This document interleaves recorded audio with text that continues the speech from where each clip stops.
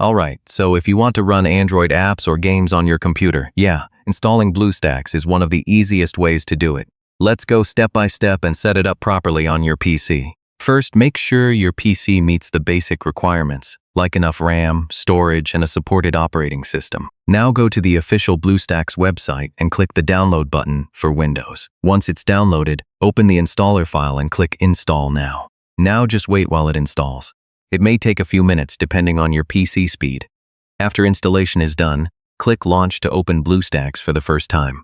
The first launch may take a bit longer. It's setting up the Android environment on your PC.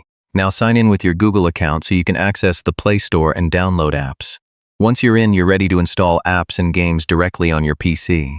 And yeah, that's how you install BlueStacks on your PC. Simple setup, and now your computer can run Android apps easily.